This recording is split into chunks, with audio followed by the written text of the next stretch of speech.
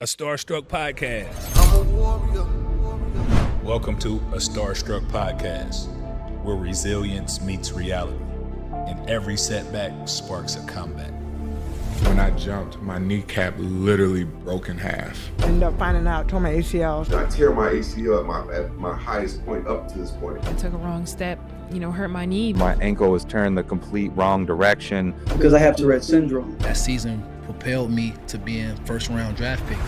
Our podcast dives deep into the untold stories of athletes who've battled career-threatening injuries, adversity, addiction.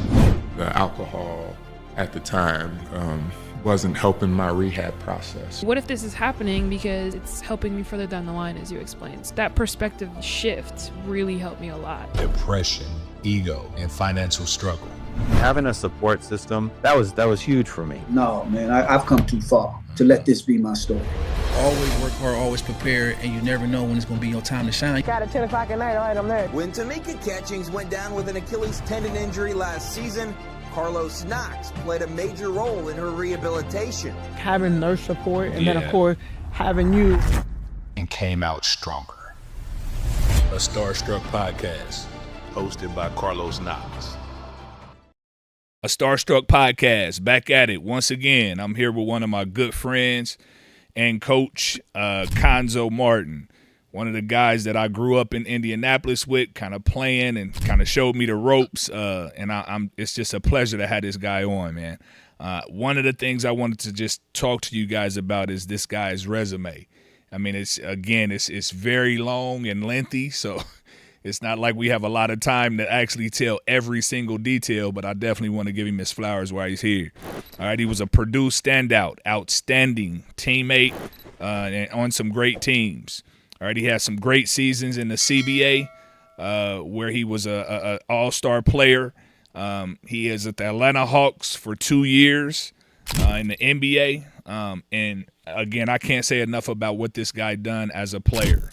All right, as a coach, he had the ability to become National Coach of the Year and the Coach of the Year in the Missouri Valley Conference.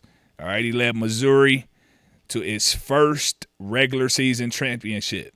And, again, one of those guys that the team respected and definitely everybody around the world's respect. Mr. Cuonzo Martin, how you doing, man?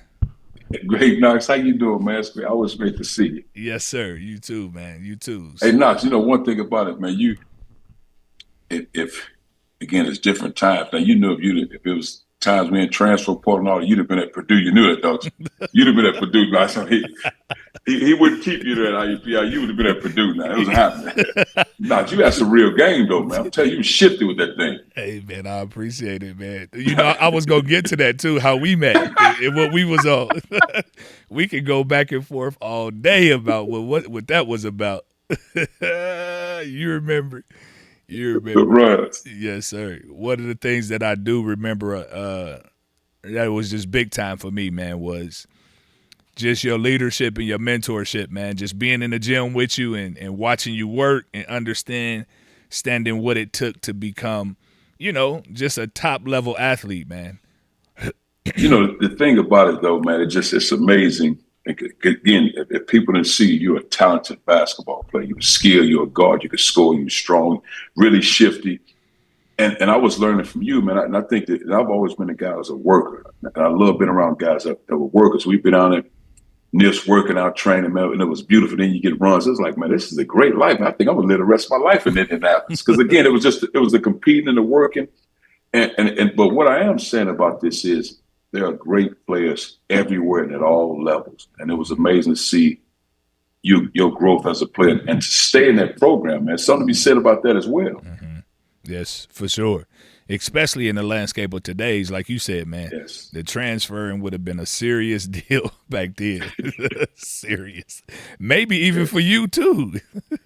Man, it wasn't just – that's why you have to respect what the kids are going through, man. It's hard to bash them and say, man, why you transferring? Why you doing this? Why you doing that? Yeah. My only issue, NIL, get as much money as you can get out of it. I wish there was balance. Even if it was me, it's just balancing that.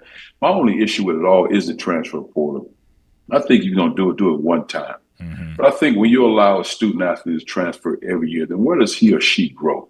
Because oftentimes the growth is coming through adversity. When those storms hit, when you're struggling, when those storms hit, that you got to embrace that umbrella to weather that storm to keep pushing forward, and you'll be greater later. But I think when you have that, and I'm not talking about you transition from $50,000 to $1 million. I'm not talking about that. But when you see kids go in the portal and they're in the portal for 60 and 70 days, that means that's probably poor decision making.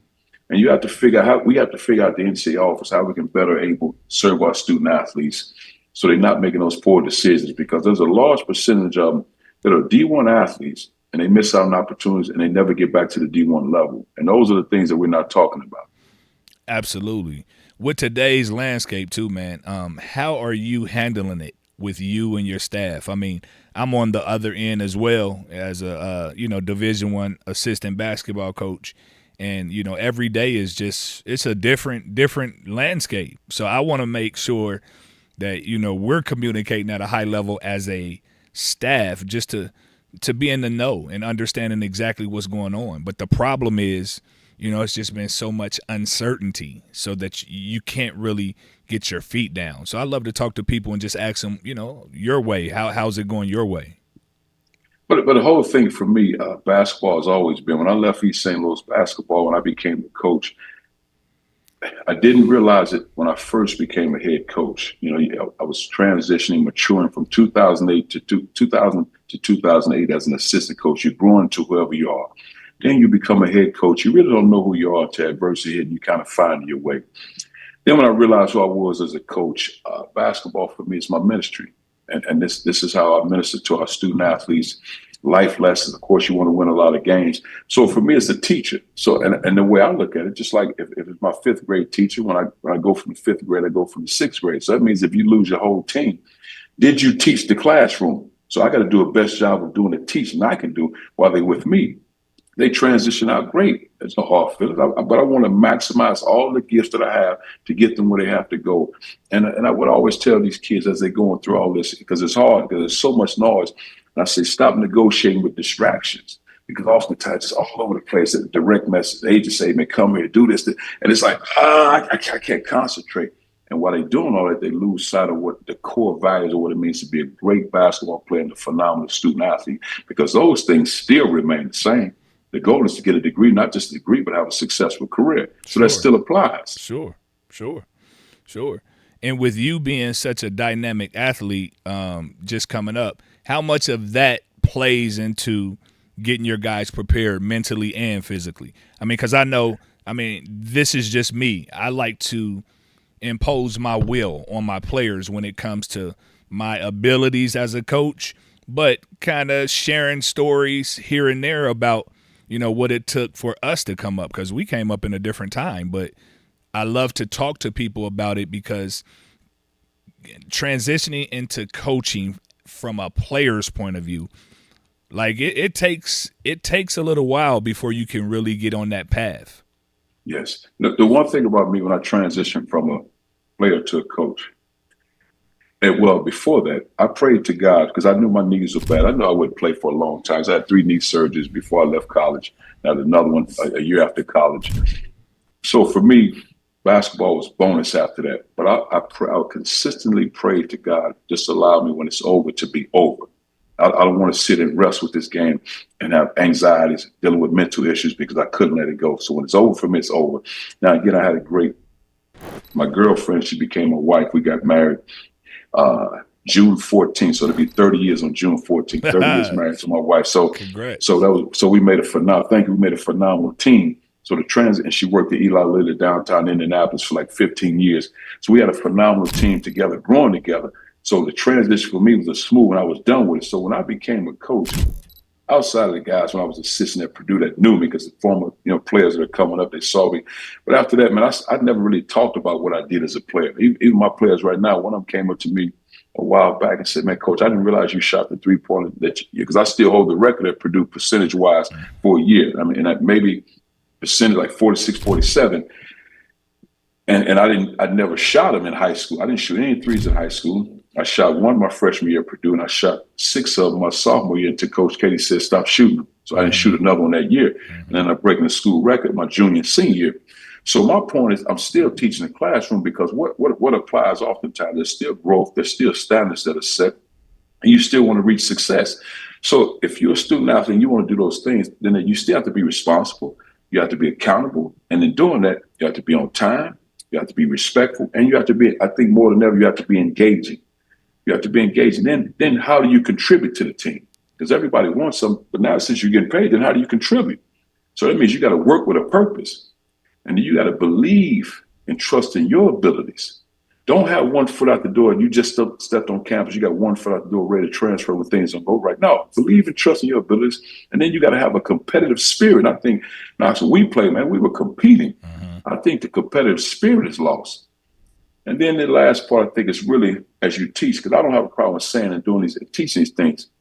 What are you willing to sacrifice to get where you're trying to go?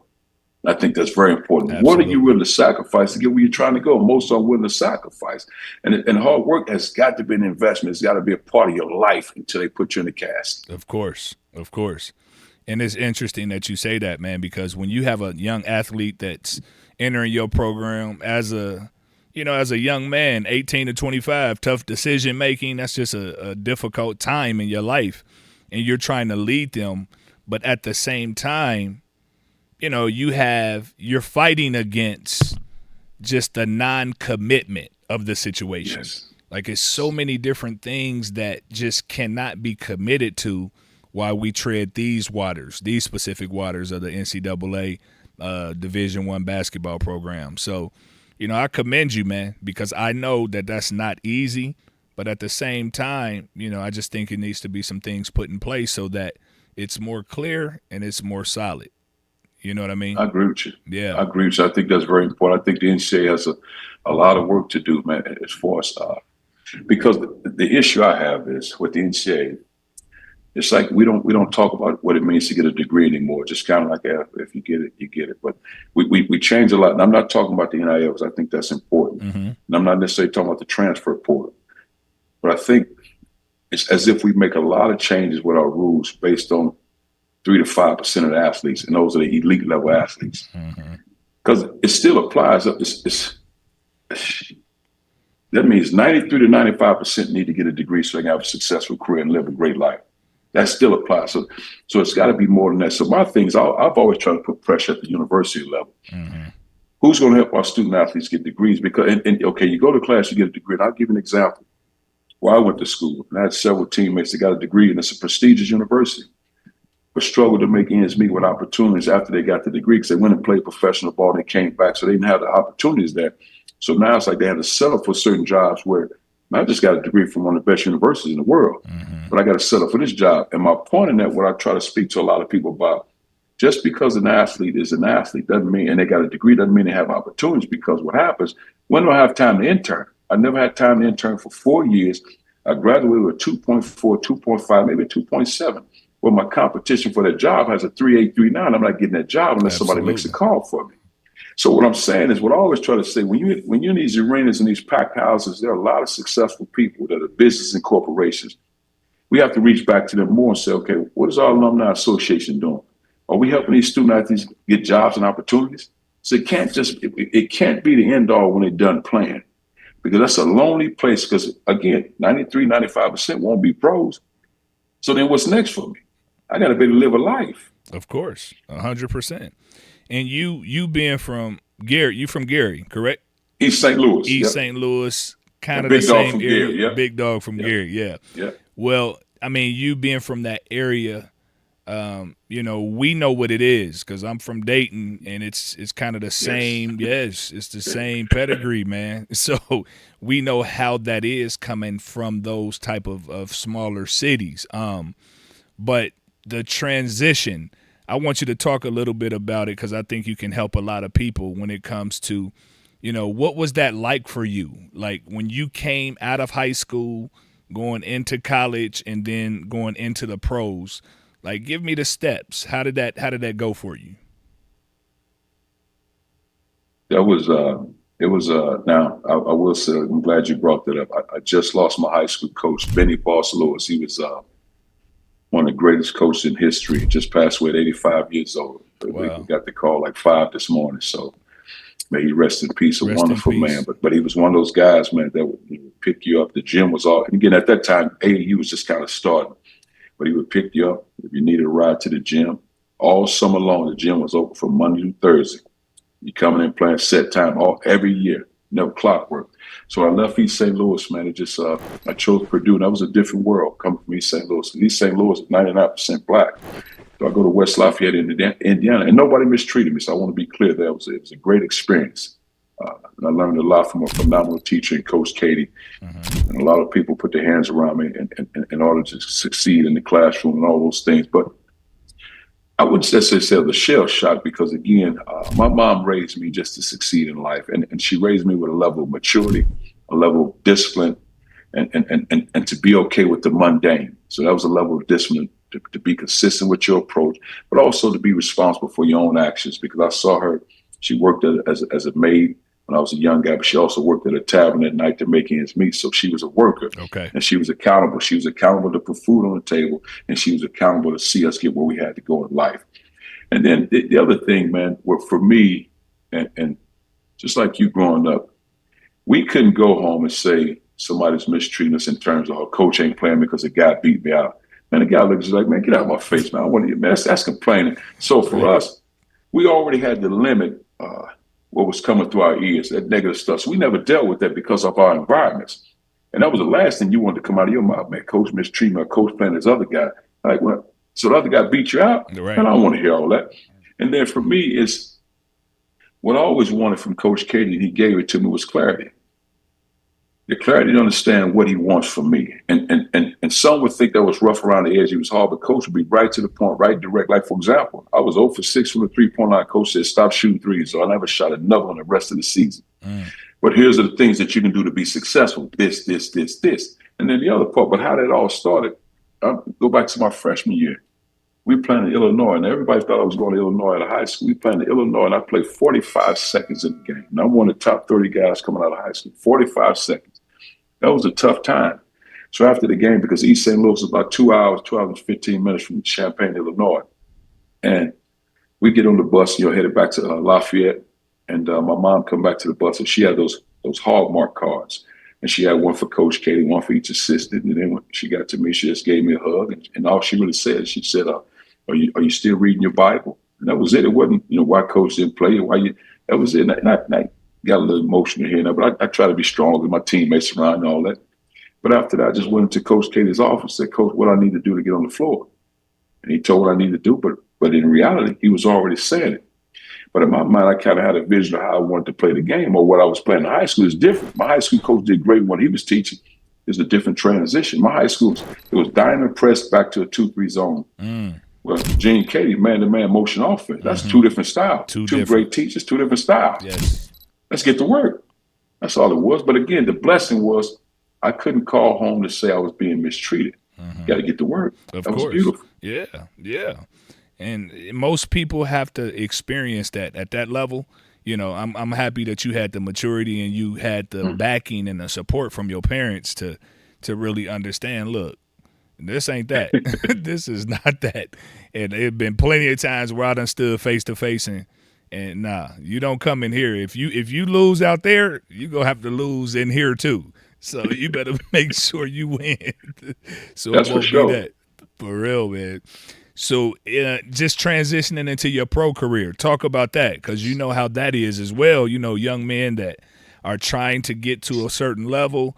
I can truly say this. When we were coming up, it was a thing to put all of your eggs in a basket, Like, I feel like they do a little better job these days of not really focusing tough on basketball only. But it was like all or nothing for us when we were coming up, And I know you had a little different experience, but at the end of the day, you were around a lot of players that felt that way. So talk about that transition to your college, from college to your pro career. Well, the thing for me, because of my knees, and I thought I had a really good college career, what I was doing, I was praying to God, said, God, just allow me to hear my name being called. That's all. On draft night, my name was called. Then you get to a point, God, just allow me to put the jersey on. Yeah. And then that happened. Just allow me to touch the floor. That happened. So all those things happened. But it was joy. But I didn't play in games. That didn't bother me. I did the work that I was supposed to do, but it was all joy because I knew my days were numbered anyway because of my knees. And I was okay with it. But at the same time, I was praying to God, when this transition is over, let it be over. Mm-hmm. I don't want this to linger in my soul. And I just looked at it, man, I had to earn the right to be there. And what I did learn, though, I'll say this, Knox, and I learned this, and I came back to I was telling my wife this, like I was running the house like a little kid, so excited to tell somebody something like your mom. Mm-hmm. When I went to play in Italy, and I had a great time playing in Italy until I got sick. But when I was over there in Italy and I came back, I was like, man, hold up.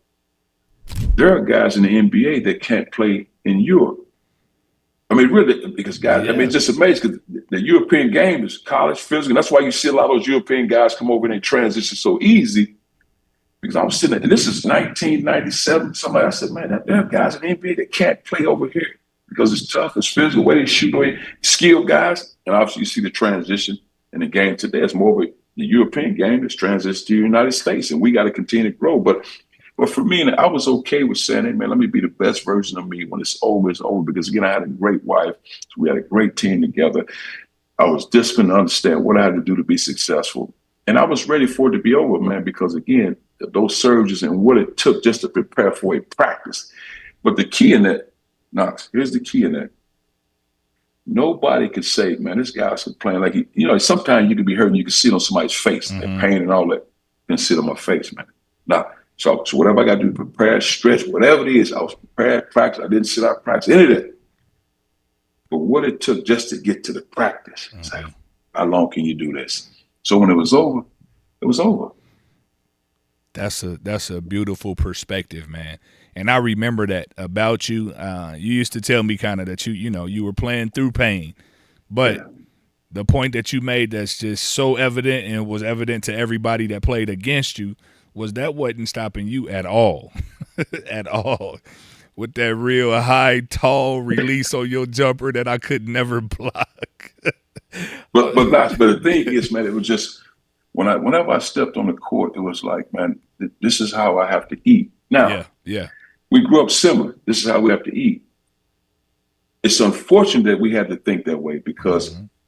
And I don't want to jump off the train tracks here, but when you start talking about generational wealth, mm-hmm. because we know things that have taken place in the African-American communities and how we were treated financially, banks, loans, all those things redlined. But what happens is, in all that, when you have a chance to be successful as a young man or a young lady, the whole family is counting on you to succeed and give back and reach back. And nothing wrong with the reach back, but financially, it's putting a burden on me because I have to take care of my current family. And that's why you see a lot of young men fall financially, their relationships, they don't have any money, go broke. Man, I didn't go broke. I was out here playing around all the time. Everybody assumed that. And I went broke because I was trying to take care of too many people mm-hmm. because I felt like that's what I was supposed to do. Of course. And I think those are the things that we lose sight of. Like, man, imagine how much wealth we can have as a community if when I succeed, then elderly and whatever I have, my kids inherit it. Mm-hmm. And then we continue that tradition. Not when I succeed, I got to disperse it through brothers, sisters, aunts, uncles, cousins, all that. Like now nobody has enough. Of course. We right back where we started. Mm-hmm. So I think those are the things that we have to look at. So like for me, it's like, well, my children, here's the things that my wife and I will do for you. When you get your degree, we'll get you started. Let's continue this tradition.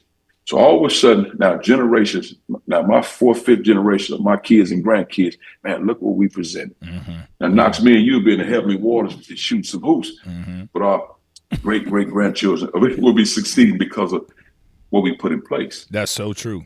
That is so true, man. We've had several conversations about that exact subject, what you're talking mm-hmm. about with different players. And that's why I like getting people like you on, man. Just – talk from a real perspective. You know what I mean? And I mean, obviously everybody wants the grand story of I went to the league and played for 15 years at 2 or 3 contracts. I mean, we all wanted that. We did. But, the life has taken us in different, directions.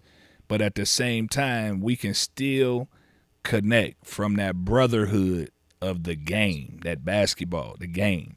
I can call you up and, you know, we ain't talked in a minute. I can say, yo, Zo, you know, I got a podcast, man. I want you to jump on. I mean, it was no hesitation. I got you, Knox. Anytime you need me, I'm there for you as well. So that's just, you know, that's huge, man. That's huge. Networking, support, all of that. But we owe it to each other. Go ahead. No. You go. I'm sorry. I think we owe it to each other, man, to be present. And like I said, we don't have to talk all the time with me. You see each other's all love. But I just think part of being a man is committed to success and knowing what's required. And you got to give up his time, sacrifice, and hard work. And then we got to establish opportunities financially for our family members. Like what I do all the time, Knox, I do a lot of stuff behind the scenes, especially assistant coaches, new head coaches. Hey, man, here's some things to look at, man. Build a relationship with the president, not just the AD. Nothing wrong with that. But hey, look for this right here. Here's on the backside. Are you prepared for this? And then I say, okay, are you invested? Here's some things to look at, man. Get with somebody. Don't let everybody touch your money. Be aware of your surroundings. There's some things, if you got an assistant coaches, make sure they're part of this, because what happens, think about it, man. It's so evident when you're an assistant coach, head coach loses his job as an assistant coach. If he doesn't find a job, now he's hung out there. He has no resources outside of whatever money he made. He got to get new health benefits, health plan, all that. So let's start from scratch. And that's very expensive. So what I say to young assistant coaches or even new head coaches, I'll say, okay, for example, what are you making outside of tax and check? Okay, I'm getting $5,000 outside of, okay, $5,000. I said a year from now, let's try to double that $5,000, make it $10,000. Mm-hmm. So that means you get income outside of what you're doing with your job. So that way, if something happens, you lose your job, it's just a blip on the radar, and it doesn't cripple you.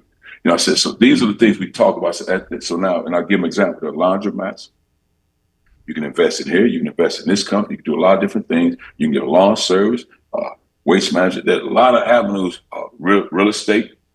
Let's look into it. How does it benefit you? How does it benefit your family? Let's try to make it go, man. But you don't want to be in a situation where you're sitting back, plowing on the head coach, and something goes bad. And you know, this guys I came to this profession with now, they've been out for 5, 6, 7 years, can't get back in. Mm-hmm. It's tough, man. Yeah, that's real tough. That's real tough. And that leads, that kind of leads into the title of this actual podcast. And I talked to you a little bit about it. It's a starstruck, and the word play is, you know, a star being struck. I mean, you just gave a couple examples that could actually happen, you know, just on a real life basis, you know. So, you know, I would love to hear a great story from yourself just about, you know, a star being struck, because, you know, I know that it has not always been easy for you. And, you know, I was around at some of the tough times, man. So if you don't mind sharing, man, I would love to hear it.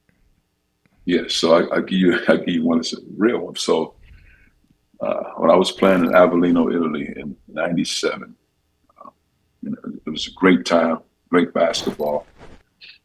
And I was averaging like 16, 17 points in the first half. It was physical. I enjoyed it. Then the second half, maybe 3, 4, 5, maybe 6. And then after a while, I got to late October. And then the owner of the team, he calls me in, and he was Italian. And his wife was also Italian, but she was from New York, so she could speak fluent English. And he had me in his office, and he was trying to say to me, in the first half, you're playing well, but in the second half, you're struggling.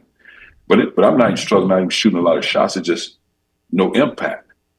And then all of a sudden, I'll come late October, early November, we're playing, same thing. So we're practicing, and we're on the baseline.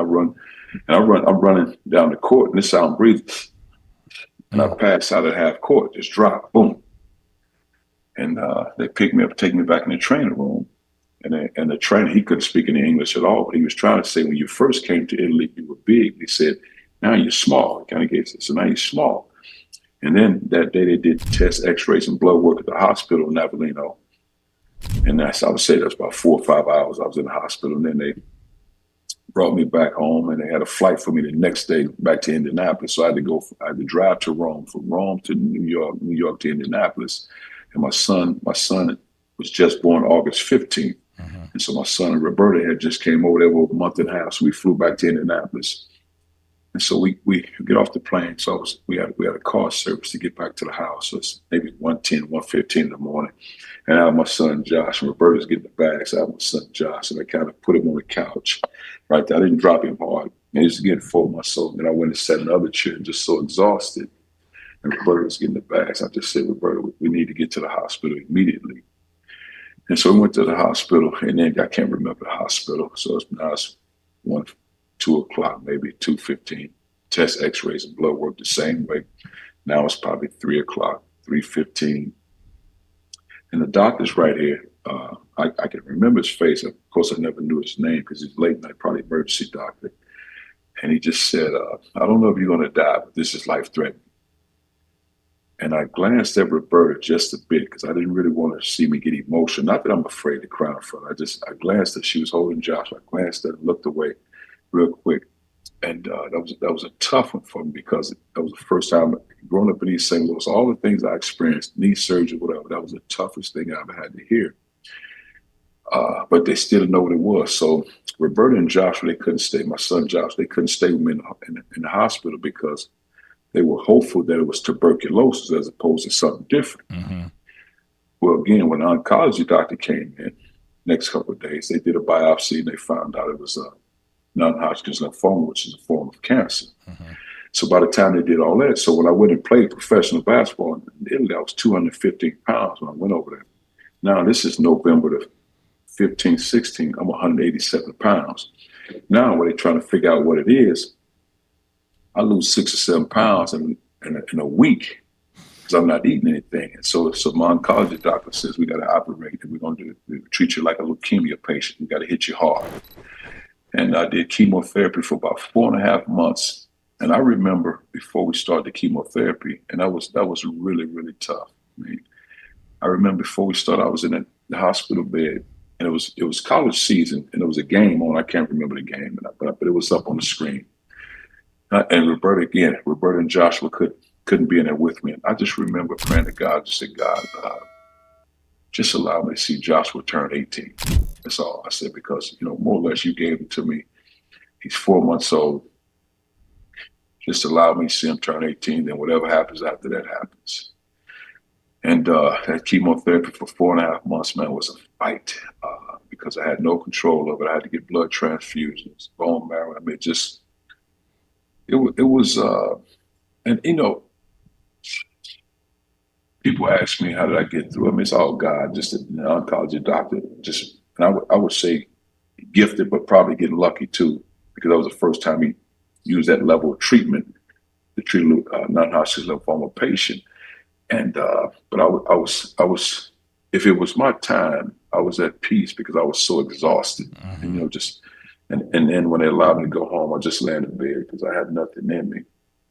And then all of a sudden, just blood transfusion, the steroid shots. And you start to come around, And it was crazy. And all of that, the hardest thing, now this is not me, I'm going through it, but the hardest thing was for me to call my mom and tell her I had cancer. That was the hardest thing. Even though I'm going through it, it was almost like I broke a law, got in trouble. So my wife would say, you got to call your mom. And that was a real struggle. Mm. So when I called her, I was emotional on the phone. Like I let her down. And it was, it took me, so that was my last treatment, was April 20th, 98. I didn't start saying the word cancer until probably about 5 years ago. So I would always describe non-Hodgkin's lymphoma. Mm-hmm. And if they didn't know, people say, well, then I said it's a form of cancer. Mm-hmm. And I never understood why. Why was I afraid? Or like I was ashamed, like I did something wrong, like I broke a law or something. But yeah, I've been cancer free since really 98. Yes, sir. It's been a blessing, man. Yes. So that's why I see life a little different. Yes. How did you? I know you said you talked to your mom and you had to tell her, and that was hard.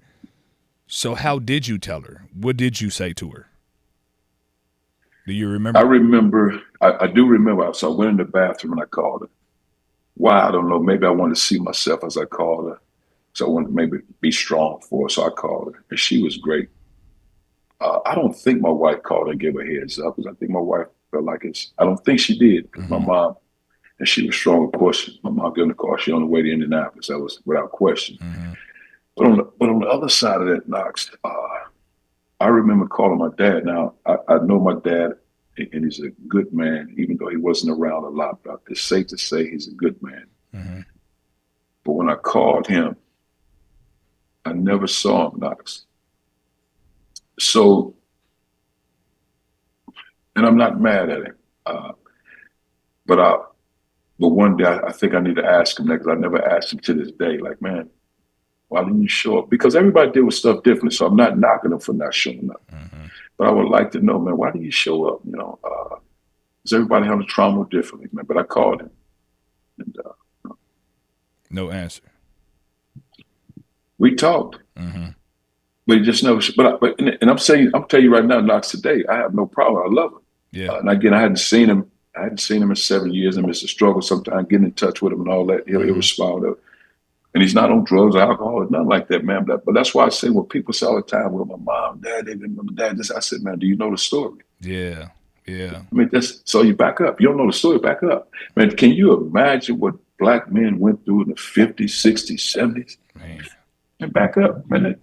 No, that's trauma. Can you imagine? In some cases, my dad wasn't like this. I want to be clear. A lot of those men, when they come off from those factory jobs, they're making a good living. It's a hard living. I'm frustrated at my boss. I'm frustrated how I was treated and disrespected. And the person I take it out on, my wife, is the one that loved me the most. But I love her. Man, can you imagine that pain now? It resort to drinking, drugs, just to fight off that. I'm fighting the person that loves me the most because I can't fight and kill this guy at work. So when I said to a lot of guys that we go, I said, man, do you know the story? If you don't know the story, back up. 'Cause I don't want to talk to you if you don't know the story. Because there's two sides to every story. And like I said, Knox, I'm telling you right now, I love my pops. And whenever you want to talk, we talk. If not, I'll keep texting on whatever. It's life, man. I mean, because everybody goes through something. If you don't know it, leave it alone. Of course. You know, I was just talking to a few people about the mental health aspect of that. You know what I mean?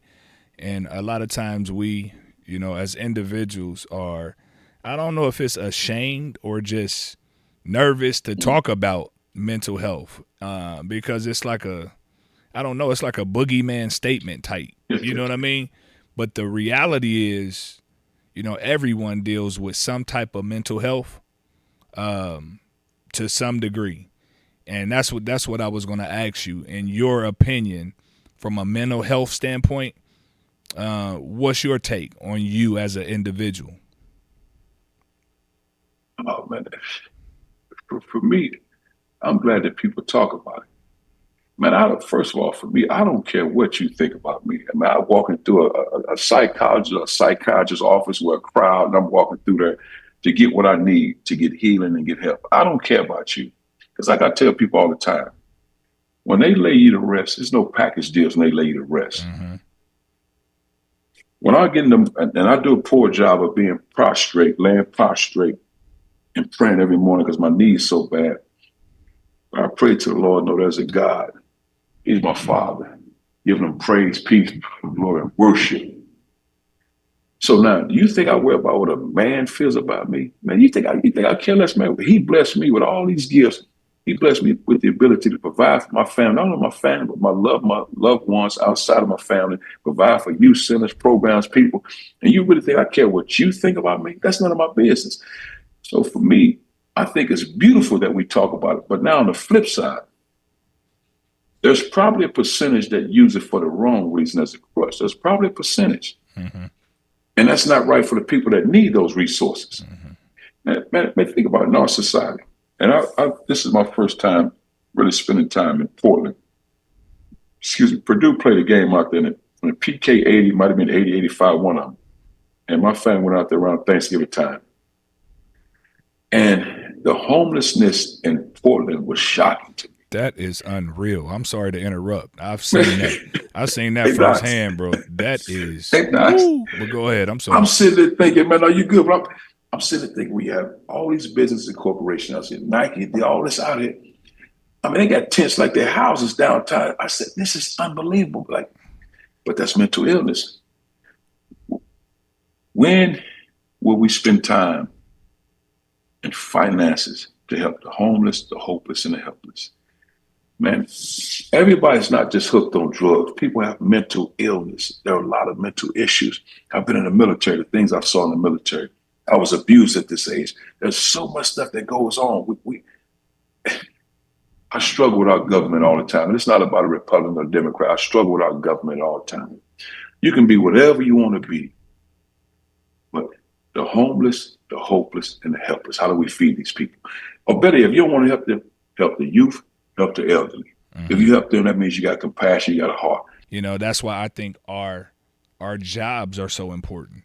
You're leading a group of young men. I'm leading a group of young ladies.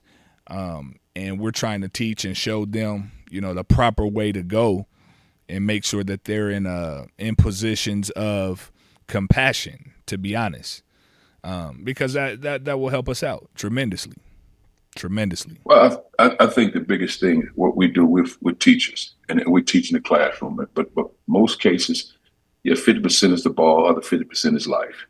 And I think the ones that get it are the willing to listen and learn and grow. Yes. What I try to tell these young men that we coach, don't let the money consume you. And I give, here's what I say, okay, the money, okay, whatever money, great, whatever you get, great, but don't let it consume you, because here's a billionaire that passed away. Here's another billionaire. Here's a billionaire. Here's a multi-millionaire. Here's a millionaire. Look at all these millionaires. Look, died of cancer, died of stroke, heart attack, cancer. So just start rid of them all off. I said, they didn't take the money. Where was the money? Right. I said, don't let it consume you. Yeah. I said, man, be a good person. Have a level of humility. Man, now, when I'm in my environment, if I'm a player, I'm as rough as they come, whatever it is to win. And once I step away from that, man, some people say, man, you seem quiet, seen it.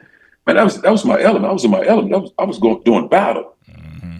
This is who I am. I said, there has to be a level of humility. Now, my mom was a maid. I would tell our players when we go to hotels, I said, man, have respect for that room, man. I mean, don't let that room like a pigsty, man. I said, man, my mom used to clean them floors, them hotel floors, them toilets. That was my mom. I said, respect that, man. And just teaching a level of humility. And I think that's the thing that's lost. Don't allow the money to cause you to have less compassion, less generosity. You lose the prudence, the justice, man. You still got to be a good person, man. Of course. And it's so hard because they don't know what they don't know. When you're young, you got money, you live a life, man. You'll become 35, you'll become 45. Yes. And I think that's the other part when young men and women constantly transfer to different locations. I'm hoping they invest the money, they make good money, so they can live their lives. But the ones that don't, you better have good relationships with somebody, because somebody got to make a call to get you a job and opportunity. I sit here partly because of what Coach Katie gave me an opportunity, my college coach. I sit here partly because Matt Painter was my teammate. When Coach Katie transitioned out, Matt Painter became the head coach. Matt Painter didn't have to keep me. Matt Painter gave me an opportunity. Somebody to make a call as a job and opportunity. Who's going to make a call for you? And I think that's what our young men and women have to keep in mind. Don't make his decisions solely based on that, but be conscious of it. Of course.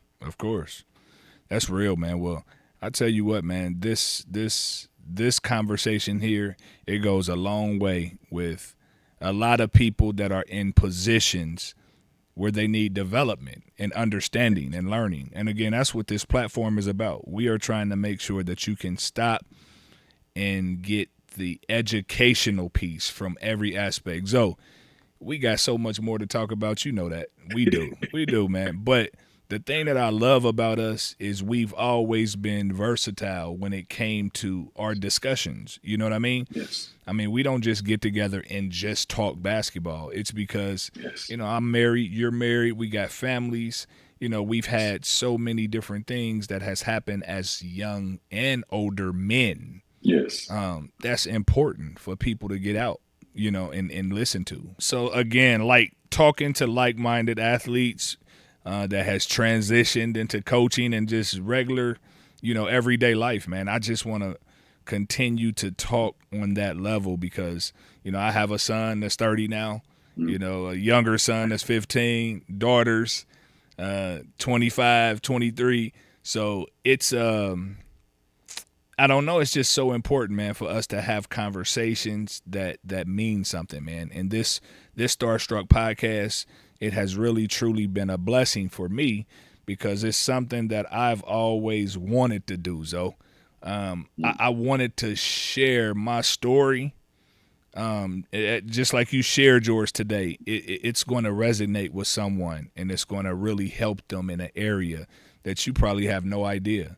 But I just remember, kind of being in that dark place when things happen, not just my injury, but just things that, could affect you as a developing man. And I just want to make sure that I continue to give those, those great points out to young fellas. Well, I think what you're doing a great job with this podcast. Obviously, you have phenomenal guests, and you're a guy, man. You're a real person, so people can feel you. Like, this is a real guy. That's not a guy that's flaunting around. Look at me. You're a genuine guy. You battle tested. Where you from? You put the work in as a player. And I think what you have to continue to do, and you've always done, is you got to continue to plant those seeds. And I always equate that to our players. You got to always dig deep, plant seeds to grow, and you got to sow with purpose. As leaders, we have to sow with purpose. We have to be deliberate about how we teaching, how we leading young men. It's like we plant seeds. You got to sow with purpose. Then you got to have a thirst. So those young athletes are thirsty, so we got to water them daily. I got to consistently water you with knowledge, with understanding, with wisdom. Somebody could be critical. And then you got to pull the weeds. I got to tell you what you don't want to hear. I got to pull the weeds. That's Absolutely. Part of growing. Then we got to continue to dig deep. We got to continue to dig. And that's a part of life. And I think the great thing about it, Knox, we all go through struggle. We all have hard times. That's okay. It's a beautiful thing. I've never been afraid to hide my flaws. That's never been me, man. I mean, it's what it is, man. Because I do it for the Lord. Yes. I got to make sure that I do my job fully. Mm-hmm. I lay prostrate. What do you need? For always say to him. There's not an hour that goes by I'm not praying or talking to God. What do you need from this, whatever? Man, I'm struggling with it, man. Whatever. Help me become a better this. Help me be whatever it is, man. It just and I enjoy it, man, because again, man, what I found, Knox, once I crossed the number 50, all of a sudden, we're losing a lot of people.